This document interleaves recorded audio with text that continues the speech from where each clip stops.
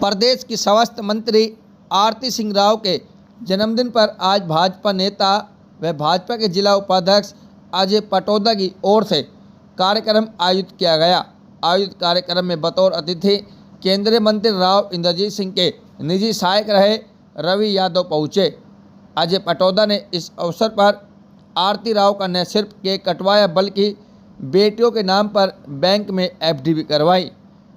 वहीं आपको बता दें, केंद्रीय मंत्री राव इंद्रजीत सिंह के निजी सहायक रहे रवि यादव ने कहा कि आरती राव मेहनत और ईमानदारी से आगे बढ़ी।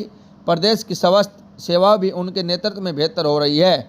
वहीं अजय पटौदा ने कहा कि 200 बेड के बिस्तरों के अस्पताल को लेकर चल रहे विवाद के बीच आग्रह किया कि सत्ता पक्ष और विपक्ष विकास के लिए एक हो, न कि इस मामले में राजनीति करे। और क्या कहेंगे आज आरती जी हेल्थ मिनिस्टर हरियाणा, उनका जन्मदिन है। उनको शुभकामनाएं देने के लिए सब साथी एकत्र हुए हैं। भाई अजय पटौदा ने आज जन्मदिन के उपलक्ष्य में जो गरीब जो हैं लड़कियां हैं, भाई उनका जीवन आगे अच्छा बन पाए, उसके लिए इनको 5100 रुपए की एफडी दी है। तो इसके लिए हम इनका अजय भाई का भी धन्यवाद करते हैं। तो स्वास्थ्य मंत्री क्या मानते हैं किस तरह का काम आरती राव कर रही है? स्टेट के अंदर बहुत सारे प्रोजेक्ट्स पर उनका काम कर रहे हैं। मैं यूँ कह रहा हूँ कि पूरे हरियाणा के अंदर स्वास्थ्य सेवाएं जो हैं इनके जो है मंत्री बनने के बाद तरक्की कर रहे हैं और वो खुद इंटरेस्ट लेके हर जगह जा रही है पर्सनली। बतौर राजनेता आरती राव किस तरह से आगे बढ़ रही है? क्या उनकी उपलब्धियां हैं अभी तक? क्या आपने बहुत नजदीक से देखा है? हाँ भाई, मैं तो जो है उनको जो है बचपन से ही जानता हूँ, परंतु अब जब वो राजनीति में आई हैं तो अपने पिताश्री के जैसे उन्होंने जो गुर सीखे हैं उनके ऊपर चलते हुए वो पूरी मेहनत और ईमानदारी से काम कर रही हैं। और ये परिवार तो ईमानदारी के लिए जाना ही जाता है, उसी परंपरा को आरती जी कायम कर रही है और मेहनत करके जो हरियाणा सरकार में उनको जिम्मा सौंपा है उसको बखूबी निर्वाह कर रही है। जी भाई, तो क्या कहेंगे, क्या शुभकामनाएं देंगे?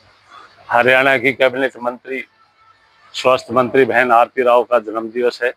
उस उपलक्ष्य में राव साहब के निजी सचिव रवि बाबू जी, सचिन मलिक जी, सरपंच साहब और बहुत सारे साथी, जिला प्रमुख सचिव वाला, बहुत सारे साथी इकट्ठे हुए हैं। और हम परमपिता परमेश्वर से यही दुआ करते हैं कि हे परमपिता परमेश्वर, हमारी बहन जी को हमेशा स्वस्थ रखना। और वो स्वास्थ्य विभाग की है और बड़े जोर शोर से अच्छे तरीके से पूरे हरियाणा को एक ही उसमें लेके चल रही है, आगे बढ़ा रही है। और दूसरी बात मैं कहता हूँ, जो राव साहब है उनने भी इन क्षेत्र के लिए तो इतनी बड़ी सौगात मेरे ख्याल में शायद सीएम ने भी नहीं दी हो कहीं भी अपने क्षेत्र में, जो राव साहब इस एरिया के लिए लाते हैं दक्षिणी हरियाणा के लिए। तो दक्षिणी हरियाणा उनके लिए सदैव हमेशा साथ रहेगा।